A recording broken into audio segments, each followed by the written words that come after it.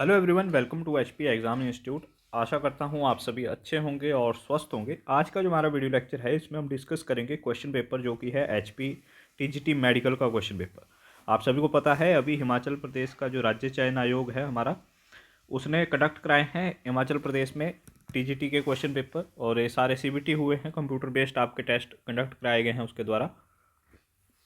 तो ये जो हमारे पास पेपर है ये है 15 दिसंबर का, थर्ड शिफ्ट का। हर दिन में जो है 3 शिफ्टें हुई है, 3 दिन आपके एग्जाम कंडक्ट आए हैं, तो 9 शिफ्टों में ये पेपर हुआ है। 9 क्वेश्चन पेपर है हमारे पास, मैं सारे आपको प्रोवाइड कराऊंगा। पूरे पेपर की आपको पीडीएफ चाहिए, 200 क्वेश्चन का पेपर है ये। पूरे की पीडीएफ चाहिए, उसके लिए आपको जुड़ना पड़ेगा हमारे टेलीग्राम ग्रुप से या फिर व्हाट्सएप ग्रुप से। दोनों का लिंक डिस्क्रिप्शन में है, आप वहाँ से जाके जो है ग्रुप ज्वाइन कर सकते हैं। वहाँ पे मैं दोनों पीडीएफ करा दूंगा। ये जो मैं अभी हम डिस्कस करेंगे ये है जीके।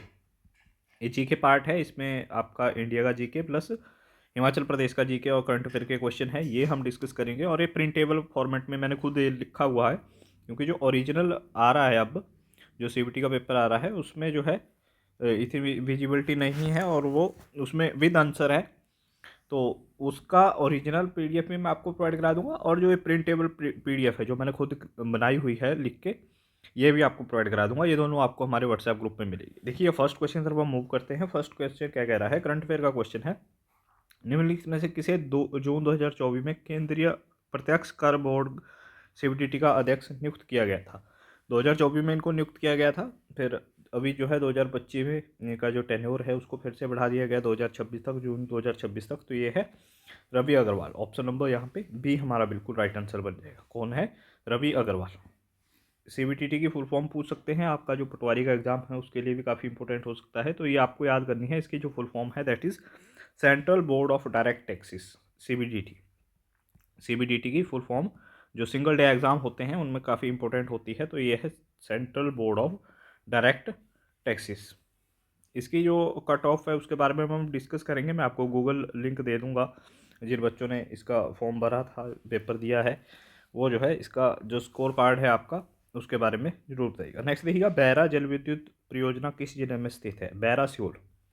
ठीक है, ये है बैरा सियोल हाइड्रो इलेक्ट्रिक प्रोजेक्ट। ये कहाँ पे लोकेटेड है? ये लोकेटेड है चंबा डिस्ट्रिक्ट के अंदर। ऑप्शन नंबर हमारा बी यहाँ पे बन जाएगा।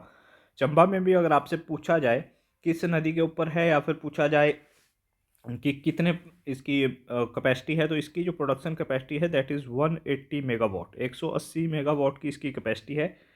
ये इसी नदी पे बना हुआ है, सिउल, बैरा सिउल नदी पे ही, और जो कि ट्रिब्यूटरी है किसकी? रावी नदी की। कौन सी नदी की ट्रिब्यूटरी है? रावी नदी की।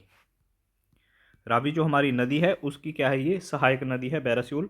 इसके ऊपर ये प्रोजेक्ट बना हुआ है जिसका नाम है Baira hydro electric project. Production capacity की बात करें कि इसकी जो है प्रोडक्शन कैपेसिटी कितनी है, that is 180 megawatt. Next question देखिएगा, इसमें हाइड्रो इलेक्ट्रिक प्रोजेक्ट से 4 से 5 क्वेश्चन पूछे गए।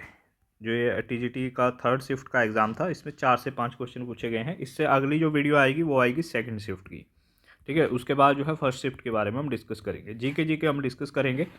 बाकी का जो इसका आपका मेडिकल का पेपर है, जिसमें मेडिकल के क्वेश्चन आए हुए हैं, सब्जेक्टिव फील्ड आई हुई है, उसको मैं अपने जो हमारा व्हाट्सएप ग्रुप है या टेलीग्राम ग्रुप है, दोनों पे मैं डाल दूंगा, वहाँ से इसको डाउनलोड कर लीजिएगा। पूरा पेपर इसी फॉर्मेट में। Sawra Kuddu hydro electric project is located in which river, on which river, sorry. ठीक है, जो सावराकुड्डू हाइड्रो इलेक्ट्रिक प्रोजेक्ट है वो कौन सी नदी पे बना हुआ है? तो सावराकुड्डू जो प्रोजेक्ट है ये बना हुआ है पब्बर नदी के ऊपर। कौन सी नदी के ऊपर? That is Pabbar river. Pabbar river कहाँ पे है, किस नदी की सहायक नदी है, ये भी पूछा जा सकता है। तो पब्बर रिवर जो है ये सहायक है किसकी? टॉन्स की। टॉन्स की सहायक नदी है, जो कि किसकी सहायक है? जो कि सहायक है यमुना की। पब्बर रिवर है that is tributary of Tons, and जो टॉन्स है वो ट्रिब्यूटरी आगे किसकी?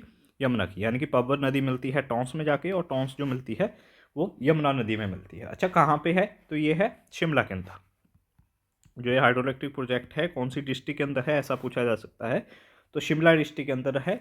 और पब्बर रिवर के बारे में एक और फैक्ट याद करिएगा, पिछली एग्जाम में पूछा गया था, इसका जो ओरिजिन है वो कहाँ से है, यानी कि ये निकलती कहाँ से है? तो ये निकलती है चंद्रनाहन से। कहाँ से निकलती है? ये निकलती है चंद्रनाहन से। चंद्रनाहन जो ग्लेशियर है हमारा ऊपर, वहाँ से जो है ये इसका ओरिजिन होता है, वहाँ से ये निकलती है। अच्छा, इसकी प्रोडक्शन कैपेसिटी कितनी है? तो दैट इज 111 मेगावाट की इसकी प्रोडक्शन कैपेसिटी है। आई होप आपको इतना क्लियर हो गया होगा। नेक्स्ट देखिएगा, क्वेश्चन का जो सिक्वेंस है, जैसे क्वेश्चन आ रहे हैं तो एक क्वेश्चन HPGK का आ गया, एक इंडिया जीके का आ गया, नेक्स्ट कोई क्वेश्चन या तो इंग्लिश से होगा या हिंदी से होगा या फिर सब्जेक्टिव फील्ड। ठीक है, कोई सिक्वेंस नहीं है कि अगर HPGK है तो HPGK ही रहेगी, इंडिया जीके है तो इंडिया जीके रहेगी, ऐसा कुछ भी नहीं है। यहाँ पे क्वेश्चन जो है वो बदलते रहते हैं। नेक्स्ट देखिएगा, नवंबर 2025 तक हिमाचल प्रदेश में सैंज जल विद्युत परियोजना की स्थापित क्षमता कितनी है। तो देखिएगा, लगातार जो है 3 से 4 क्वेश्चन जो है यहाँ पे हाइड्रोइलेक्ट्रिक प्रोजेक्ट से ही पूछे गए हैं। तो यहाँ पे अगर हम इसकी प्रोडक्शन की बात करें तो सैंज हाइड्रोइलेक्ट्रिक प्रोजेक्ट की जो प्रोडक्शन कैपेसिटी है दैट इज़ 100 मेगावाट। कितनी है? 100 मेगावाट। पूछा क्यों गया है ये क्वेश्चन? क्योंकि ये चर्चा में रहा है अभी जो नवंबर जून सब में फ्लड आए थे जून 2025 में, तो उसमें ये बह गया था ये हाइड्रोइलेक्ट्रिक प्रोजेक्ट। इसकी जो कैपेसिटी है वो बंद हो गई थी। ठीक है, इसका जो काम था वो बंद हो गया था। है कहाँ पे? तो that is in Kullu district. कहाँ पे है? कुल्लू जिले के अंदर, जो हमारा कुल्लू जिला है वहाँ पे है। और ये सैंज नदी पे बना हुआ है, that is the tributary of Vyas river. किसकी ट्रिब्यूटरी है वो? कौन सी नदी की ट्रिब्यूटरी है? दैट इज़ ट्रिब्यूटरी ऑफ व्यास नदी। व्यास नदी की सहायक नदी है सैंज, जिसके ऊपर ये बना हुआ है। कहाँ बना हुआ है? कौन सी डिस्ट्रिक्ट के अंदर बना हुआ है? कुल्लू डिस्ट्रिक्ट के अंदर बना हुआ है। नेक्स्ट देखिएगा, कौन सा हाइड्राइड रॉकेट ईंधन के रूप में प्रयोग होता है? कौन से हाइड्राइड का जो यूज़ है वो रॉकेट में एज अ फ्यूल किया जाता है? तो ये है N2H4। ठीक है, ये है N2H4 आपका हाइड्रोजाइन। ऑप्शन नंबर यहाँ पे ए राइट आंसर बन जाएगा। फ्यूल के रूप में जो है किसका यूज़ किया जाता है ईंधन में, जो कि कॉमनली यूज़ होता है उसके बारे में।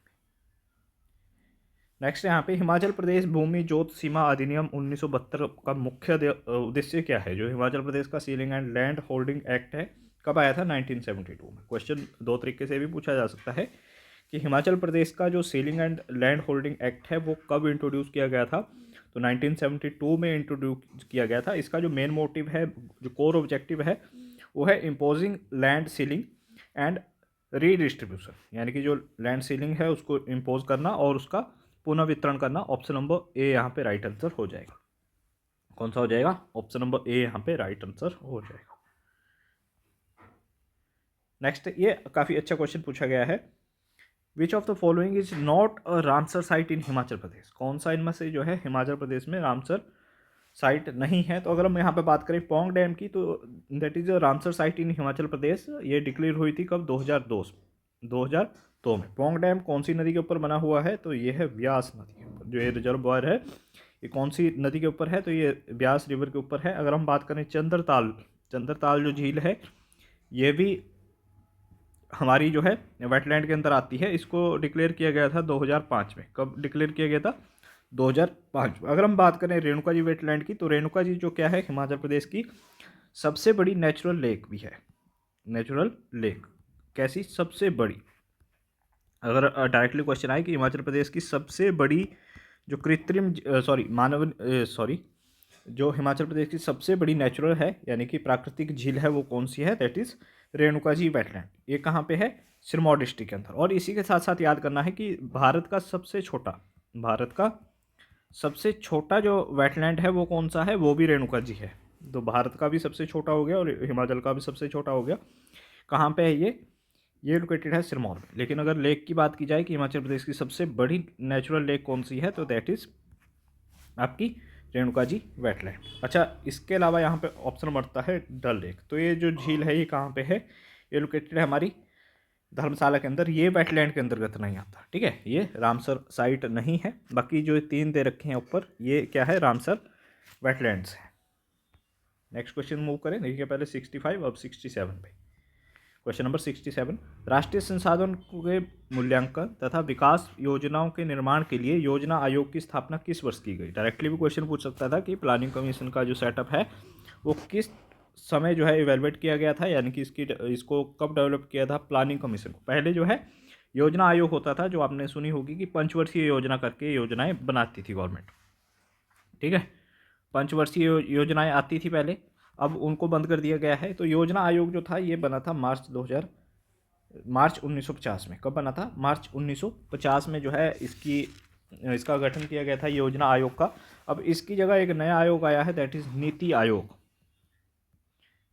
नीति आयोग योजना आयोग को ख़त्म करके अब नया आयोग बनाया था मोदी गवर्नमेंट ने, जब 2014 में आए थे तब बनाया था। तो इसकी जो शुरुआत है वो कब से की गई थी, इसकी जो डेट ऑफ इम्प्लीमेंटेशन है that is most important, that is 1 जनवरी 2005। 1 जनवरी 2015 को जो है इंट्रोड्यूस किया गया था इसको, नीति आयोग को। ये अक्सर एग्जामिनर इसकी डेट पूछता है, ये आपको याद करना है कि योजना आयोग को बंद करके कौन सा आयोग बनाया गया है, तो ये है नीति आयोग। और एक कब बनाया गया, 1 जनवरी 2015 को। और योजना आयोग कब बना था हमारा, 1950 में बना था। नेक्स्ट है देखिएगा, हिमाचल प्रदेश अधिनियम 1970 के अंतर्गत हिमाचल प्रदेश को पूर्ण राज्य का दर्जा किस दिन प्राप्त हुआ। तो हिमाचल प्रदेश अधिनियम ये क्या है, हिमाचल प्रदेश का जो है एक एक्ट है जो कि 18 दिसंबर 1970 को पास हुआ था पार्लियामेंट के अंदर, जो हमारी संसद है दिल्ली में, वहाँ पे ये पास हुआ था कि हिमाचल प्रदेश को जो है पूर्ण राज्य का दर्जा दिया जाएगा। तो हिमाचल को जो पूर्ण राज्य का दर्जा है वो कब मिला था, 25 जनवरी 1971। कब मिला था, 25 जनवरी 1971 को हिमाचल प्रदेश को जो है पूर्ण राज्य का जो है दर्जा वो दे दिया गया था। अच्छा, यहीं से हमने कुछ एक क्वेश्चन जो हम पटवारी का पेपर डिस्कस कर रहे थे उसमें हमने डिस्कस किया था कि इसी टाइम क्या हुआ था, 1971 को ही जब हिमाचल प्रदेश को पूर्ण राज्य का दर्जा दिया गया था, तो उसके बाद हिमाचल प्रदेश में इसी दिन जो है जो हाई कोर्ट है हमारा, हिमाचल प्रदेश का हाई कोर्ट है, उसका भी गठन किया गया। तो डायरेक्टली क्वेश्चन ये भी आता है कि हिमाचल प्रदेश हाई कोर्ट का गठन कब किया गया, तो 26 जनवरी 1971 को किया गया। और जो है ये क्वेश्चन आता है कि है कहाँ पे लोकेटेड अभी हमारा, तो रेवेंसवुड जो आपकी बिल्डिंग है वहाँ पे है, शिमला के अंदर। इससे पहले जो हमारा हाई कोर्ट होता था वो किसके अंतर्गत आता था, वो आता था दिल्ली हाई कोर्ट के अंदर। हिमाचल प्रदेश का जो जुडिक्शन सिस्टम था वो दिल्ली हाई कोर्ट के अंतर्गत आता था, हालांकि इसकी जो सिंगल बेंच थी वो शिमला के अंदर मौजूद थी। अच्छा, ये आ गया आपका पूर्ण राज्य दिवस 25 जनवरी। डायरेक्टली क्वेश्चन आता है कि हिमाचल प्रदेश अपना जो है फुल स्टेटहुड डे कब मनाता है, वो आता है हमारा 25 जनवरी को। लेकिन हिमाचल डे कब आता है, दैट इज़ ऑफ 15 अप्रैल। 15 अप्रैल 1948 को क्या हुआ था, हिमाचल प्रदेश का गठन हुआ था। हिमाचल प्रदेश का जो गठन है वो कब हुआ था, 15 अप्रैल 1948 को हुआ था। तो 15 अप्रैल को हिमाचल प्रदेश सेलिब्रेट करता है हिमाचल डे, ठीक है। 15 अप्रैल को जो है हम क्या मनाते हैं, हिमाचल दिवस, हिमाचल डे। लेकिन 25 जनवरी को हम सेलिब्रेट करते हैं स्टेटहुड डे, यानी कि इस दिन हमें पूर्ण राज्य का दर्जा दिया गया था। नेक्स्ट देखिएगा, who among the following inaugurated the ग्रामीण भारत महोत्सव 2025। ग्रामीण भारत महोत्सव, इसका उद्घाटन किसी द्वारा किया गया, तो इसका उद्घाटन प्रधानमंत्री नरेंद्र मोदी द्वारा किया गया। ऑप्शन नंबर सी यहाँ पे राइट आंसर हो जाएगा।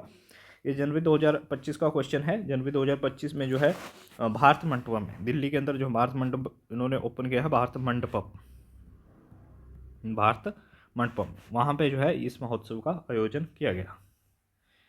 नेक्स्ट देखिएगा, ये जो है अभी हाल ही में नया जो आंकड़ा है वो जारी हुआ है, ठीक है। ये जो रिपोर्ट है वो सुकू गवर्नमेंट द्वारा जो है रिपोर्ट जारी की गई है, Himachal Pradesh human development report 2025। इसके अनुसार पूछ रहा है कि हिमाचल प्रदेश का औसत जो HDI है वो लगभग कितना है, जो ह्यूमन डेवलपमेंट इंडेक्स है वो कितना है, जो नेशनल वैल्यू है उससे 0.78, कितना, 0.78 higher than the national average. तो ये काफ़ी इंपॉर्टेंट हो जाता है। इसके अलावा और जो इम्पोर्टेंट थे इसमें, एक तो सभी को पता है कि हिमाचल प्रदेश की जो लिटरेसी रेट है दैट इज़ डिक्लेयर की गई है कि 99.3% है। अब हिमाचल प्रदेश की जो साक्षरता दर है वो इसी रिपोर्ट से जारी की गई है। ये रिपोर्ट जो है सितंबर 2025 में जारी की गई कि हिमाचल प्रदेश की अब जो साक्षरता है यानी कि लिटरेसी रेट है वो है 99.30। ये भी आपके एग्जाम में इंपॉर्टेंट हो सकता है, आने वाले एग्जाम में पूछा जाए। इसके साथ साथ एक और पूछा इसमें रखी गई रिपोर्ट में औसत जीवन हिमाचल प्रदेश में जो औसत जीवन है पर्सनस का दैट इज 72.6 ईयर, यानी कि जो एवरेज आयु है यानी कि सबको एवरेज करके जो आयु बनती है हिमाचल प्रदेश में दैट इज़ 72.6, यानी कि 72.6 साल तक जो है हिमाचल में एवरेज जो है बंदा जीता है। जबकि नेशनल लेवल पर अगर हम बात करें तो दैट इज़ 69 ईयर, ठीक है। राष्ट्रीय स्तर पे ये 69 है, जिससे कहीं ज़्यादा है। और एक और इम्पोर्टेंट है जो इस रिपोर्ट में कहा गया दैट इज़ शिशु मृत्यु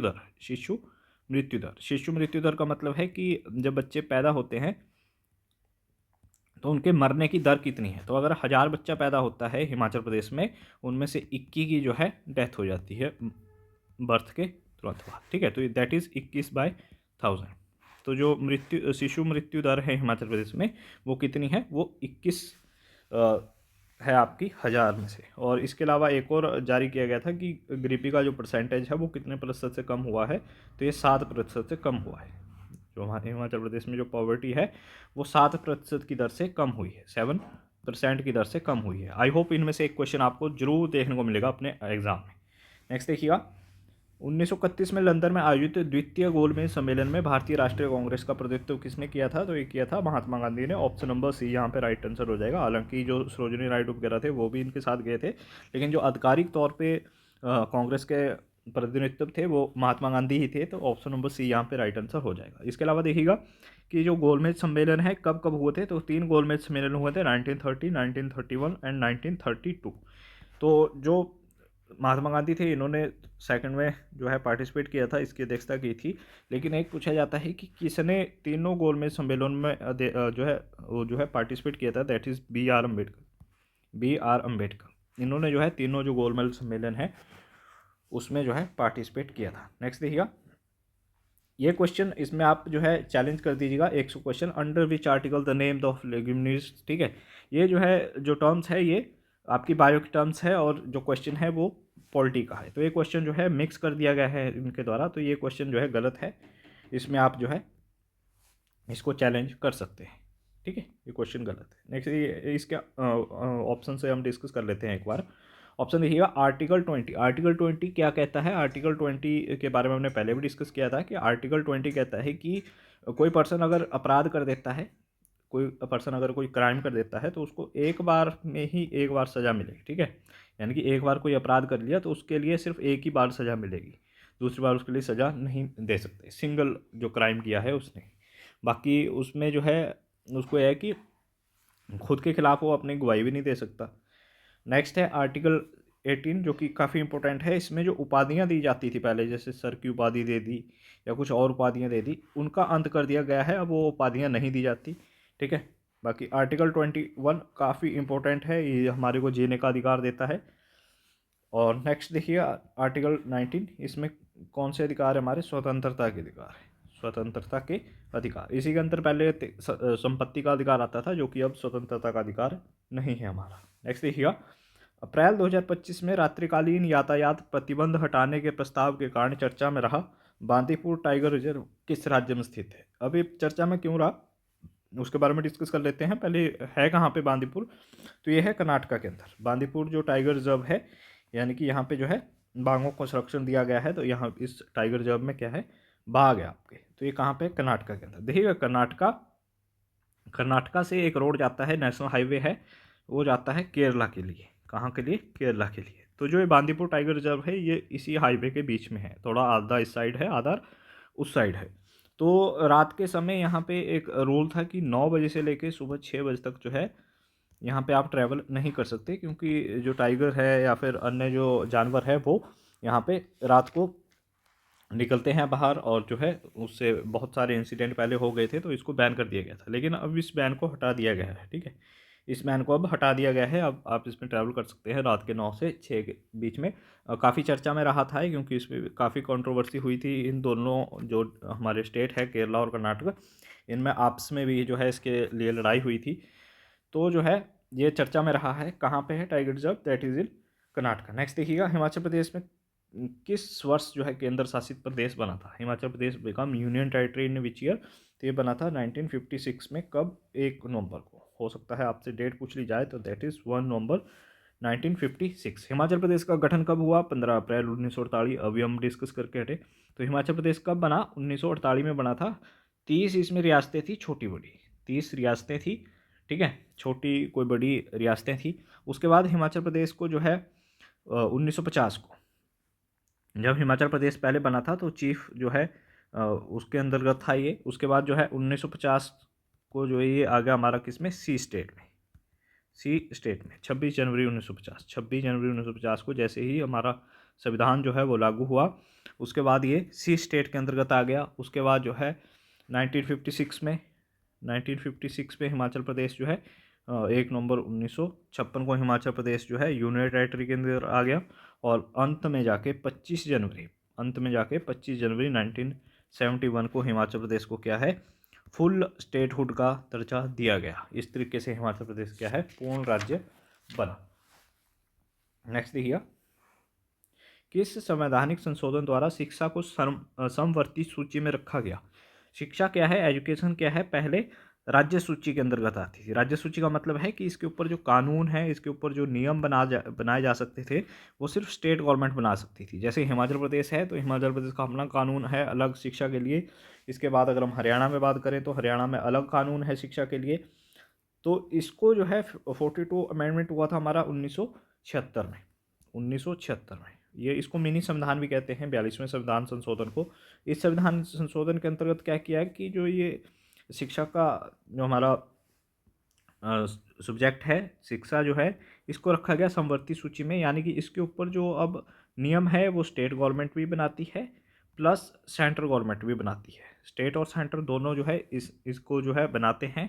और अगर इन दोनों के बीच में कॉन्फ्लिक्ट है, कुछ टकराव हो जाता है, तो किसका कानून चलेगा? सेंट्रल गवर्नमेंट का ही कानून चलेगा। ठीक है, तो जो है शिक्षा ही नहीं, उसके अलावा वन, इनको जो फॉरेस्ट थे ये पहले स्टेट के विषय में थे, अब ये कॉन्करेंट लिस्ट में है यानी कि समवर्ती सूची में है। इसके अलावा जो नापतोल की इकाइयाँ होती है, नापतोल की इकाइयाँ हैं, उसको भी जो है इंट्रोड्यूस किया गया इसी में समवर्ती सूची में। और इसके अलावा जो न्याय प्रशासन है यानी जेल प्रशासन है वो पहले इसी के अंतर्गत आता था। ठीक है, फिर बाकी जो वन्य जीव है वो भी इसी के अंतर्गत लाए गए। नेक्स्ट देखिएगा, संविधान को अपनाए जाने पर लागू हुआ एक प्रमुख परिवर्तन क्या था? जब इंडिया में जो है संविधान लागू हो गया, कब? 26 जनवरी 1950 में। देखिएगा, देर इज 2 पॉइंट। एक है कि हिमाचल प्रदेश इंडिया में जो है संविधान अपनाया कब गया? तो अपनाया गया था 26 नवंबर 1949। और जो लागू हुआ था 26 जनवरी 1950 को। ये कब हुआ था? 26 जनवरी 1950 को लागू हुआ था। अपनाया 1949 में गया था। तो यहाँ पे कह रहा है कि जब लागू हुआ था संविधान तो क्या परिवर्तन हुआ? तो India become a republic with the elected president. अब इंडिया जो है एक क्या बन गया था? एक रिपब्लिक बन गया था। और यहाँ पे जो प्रेसिडेंट है वो इलेक्ट होगा यानी कि अब जो वंशानुगत है या फिर जो है जो राजाओं वाला शासन है वो नहीं होगा।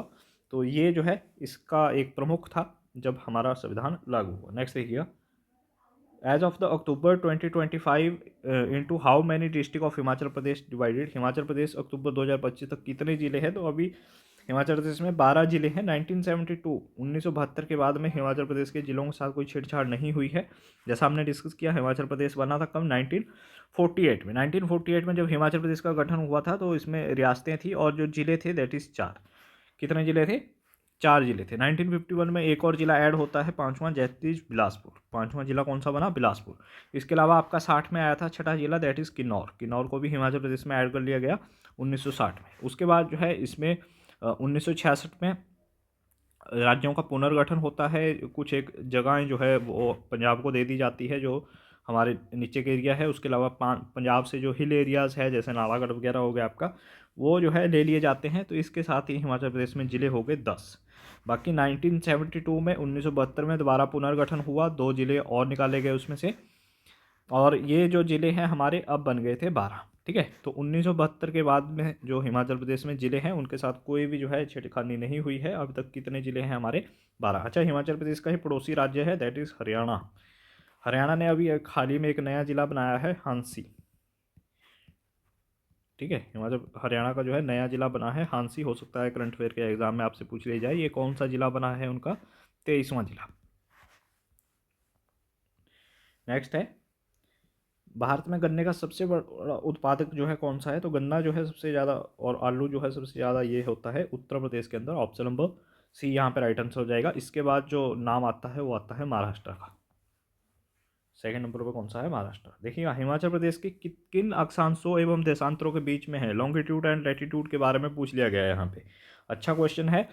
हिमाचल प्रदेश का लॉन्गिट्यूड और लैटिट्यूड, जब भी आप जियोग्राफी पढ़ते होंगे फर्स्ट पे ही ये क्वेश्चन आता है और सभी इसको इग्नोर करते हैं कि ये क्वेश्चन नहीं पूछा जाएगा।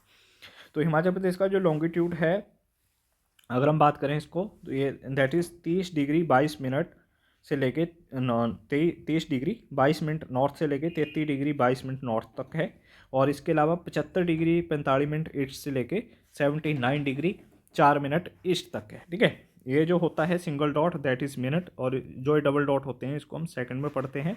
और साथ में क्या है? Degree. 30 degree 22 minute, 30 degree 22 minute north से लेके आपका 33 डिग्री 12 मिनट नॉर्थ तक, ये जो है इसका आपका लॉन्गिट्यूड और लैटिट्यूड है 75 डिग्री 45 मिनट से 79 डिग्री 4 मिनट तक। नेक्स्ट देखिएगा, जून 2025 में भारत के सबसे लंबे एनिमल ओवरपास कॉरिडोर के रूप में किस एक्सप्रेसवे को उद्घाटन किया गया है। अभी जो है एक एक्सप्रेसवे बन रहा है, that is Delhi Mumbai expressway. Option number A यहाँ पे राइट आंसर हो जाएगा। इसके अंतर्गत आते हैं बहुत सारे आपके टाइगर रिजर्व हो गए या फिर बहुत सारे नेशनल पार्क्स, ठीक है, कुछ एक नेशनल पार्क हो गए या फिर जो स्टेट लेवल के पार्क है वो आते हैं इसके अंतर्गत। जहाँ जहाँ से ये जा रहा था, दिल्ली से मुंबई जा रहा था, तो बीच में जो है राजस्थान भी आ रहा है, तो राजस्थान में एक इंपॉर्टेंट टाइगर रिजर्व है, that is Ranthambore tiger reserve. क्या है? Ranthambore tiger reserve. यहाँ पे क्या है, बाघों को संरक्षण दिया गया है, तो ये भी इसके अंतर्गत आता था। तो इन्हीं चीज़ों को बचाने के लिए जो है, जो ये फोर लेन बना है, एक्सप्रेसवे बना है आपका, इसके ऊपर जो है कॉरिडोर बनाए गए हैं, ओवरपास बनाए हैं, ब्रिज बनाए गए हैं, ताकि जो जानवर है वो आसानी से जो है उसके ऊपर से आ जा सके, यानी कि एक टनल की तरीके से है, या फिर कई जगह जो है जो यह एक्सप्रेसवे है इसको जो है पिलरों पे उठा के बिल्कुल हाइट पे रखा गया है, ताकि जो नीचे से जो आपके जानवर है वो आसानी से ट्रैवल कर सके, ठीक है। तो रणथंभौर टाइगर रिजर्व भी आपको याद करना है, कहाँ पे है, राजस्थान के अंतर्गत है। इसके बारे में भी एग्जाम्पल पूछता है। ये थे जीके के इसके क्वेश्चन, कुछ एक दो क्वेश्चन छूट गए हैं, उसको हम नेक्स्ट वीडियो में डिस्कस कर लेंगे। जो इसका जो सेकंड शिफ्ट का पेपर है वो जल्दी ही मैं आपको वीडियो प्रोवाइड करा दूंगा, और इसका पूरा पीडीएफ, ठीक है, फुल पीडीएफ जो है शाम तक आपको हमारे टेलीग्राम ग्रुप और व्हाट्सएप ग्रुप दोनों पे मिल जाएगा। अभी का जो ये पीडीएफ है जीके का, ये तो मैं अभी जो है आपको प्रोवाइड करा दूंगा हमारी जो व्हाट्सएप ग्रुप है वहाँ पे भी, टेलीग्राम ग्रुप पे भी। अगर आप हिमाचल प्रदेश के किसी भी एग्जाम की तैयारी कर रहे हैं, सब्सक्राइब जरूर कर लीजिएगा चैनल को हमारे, और हम डेली जो है इस पर 1 से 2 वीडियो पोस्ट कराएंगे। और जो पटवारी का आपका एग्ज़ाम है उसके लिए फ्री ऑफ कॉस्ट जो है इस पर स्टडी मटीरियल, उससे रिलेटेड जितने भी अपडेट है वो आपको यहाँ पे मिलते रहेंगे। आज के लिए बस इतना ही। Thank you for watching us. Have a good day.